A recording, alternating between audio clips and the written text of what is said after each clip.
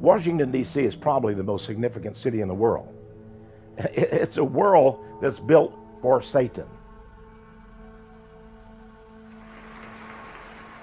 We see a wonderful historic day for the nation, and the Freemasons of the United States of America are most privileged and happy to be able to participate in this momentous event.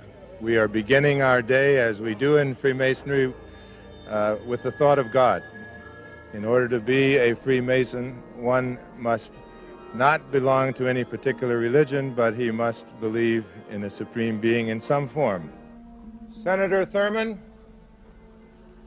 members of Congress, most worshipful Grand Masters, my brother Masons, and my fellow Americans. Today is a most sacred and special occasion for all of us. 200 years ago, beneath this hallowed sanctuary, the Capitol cornerstone was laid by President and then Grand Master of Freemasons, George Washington. The inauguration of George Washington had taken place on April 30th of that year. On the Bible, which is here this morning through the courtesy of St. John's Lodge number 1.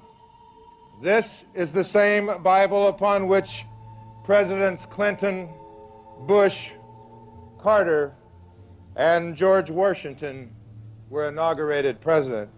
The story of how Washington, D.C. came to be is very interesting. Washington, D.C. was originally farmland. This was chosen, of course, by Jefferson and Washington and others to be the site of the new capital of the United States. But Thomas Jefferson knew that this great city needed a full-time architect. He would be the one who watched over it, but he obtained the services of a man from France, a Freemason named Pierre Lafont. Pierre Lafont was a man who knew the Masonic occult world. He knew what he was designated to do. He sought to build a city which was shaped in the form of a pentagram.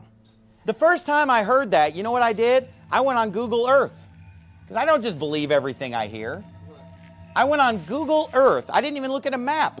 I looked at Google Earth and just zoomed in with a satellite image on that, and I said, there it is. I mean, you'd have to be blind not to see it. I was thinking like, okay, how am I gonna find it? And there was just, it's right there. You can't miss it.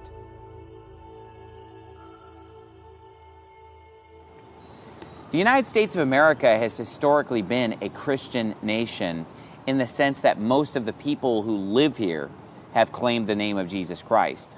But when it comes to our government, when it comes to our leaders, it's a completely different story. They are not Christian at all.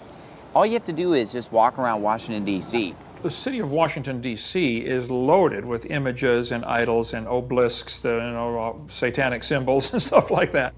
Of course, the whole world knows the name Washington, D.C. What does it mean? Well, of course, it's named after George Washington, the general who defeated the English in the American Revolution.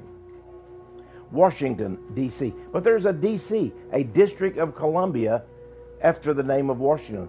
What is the District of Columbia? You know, a lot of people have seen Columbia pictures.